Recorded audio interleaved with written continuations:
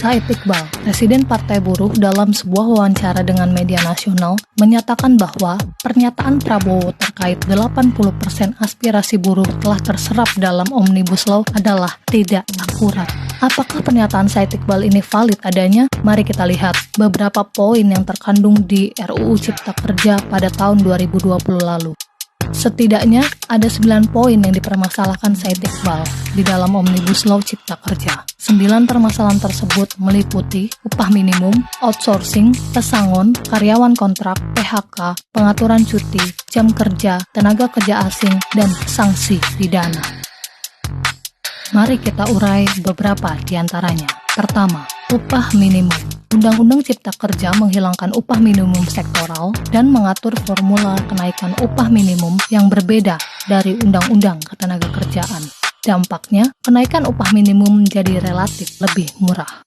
Kedua, sistem kerja kontrak. Dalam Undang-Undang Cipta Kerja, perjanjian kerja waktu tertentu atau PKWT tidak dibatasi periode dan batas waktu kontrak karena tidak ada lagi batasan periode kontrak sehingga memungkinkan buruh untuk dikontrak berulang kali tanpa adanya pengangkatan menjadi karyawan tetap. Sementara di dalam Undang-Undang Ketenagakerjaan, kontrak kerja dibatasi, hanya bisa diperpanjang 1 kali dan diperbaharui 1 kali.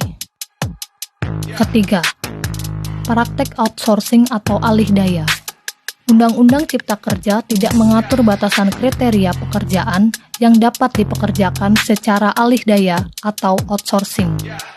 Berdasarkan Undang-Undang Ketenagakerjaan, outsourcing hanya dapat dilakukan jika suatu pekerjaan terlepas dari kegiatan utama atau bukan dari kegiatan produksi. Sementara itu, Undang-Undang Cipta Kerja tidak memberikan batasan demikian. Keempat, masalah pesangon. Sebelumnya, aturan mengenai pesangon ada di Undang-Undang Nomor 13 Tahun 2003 tentang Ketenagakerjaan. Pekerja berpotensi mendapatkan pesangon hingga 2 kali ketentuan atau dulu kita istilahkan dengan 2 PMTK atau 2 kali uang pesangon. Sementara, dalam Undang-Undang Cipta Kerja, maksimal pesangon hanya 1 kali ketentuan. Bahkan kemudian dalam aturan turunannya, ada jenis PHK yang hanya mendapatkan 0,5 dari ketentuan. Kelima, waktu kerja.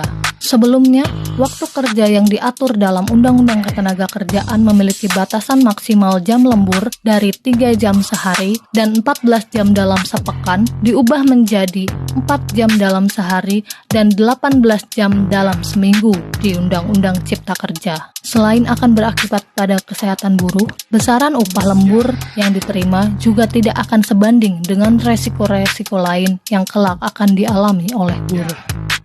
Ada banyak poin lainnya yang merugikan kelas pekerja, apalagi bila dikaitkan dengan masalah petani dan juga lingkungan, di mana semua permasalahan tadi tidak jauh berbeda dengan apa yang dipermasalahkan buruh saat kebijakan ini masih berupa rancangan undang-undang.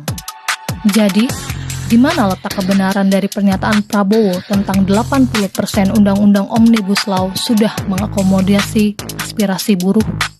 Jelas, pernyataan Said Iqbal lah yang presisi, valid.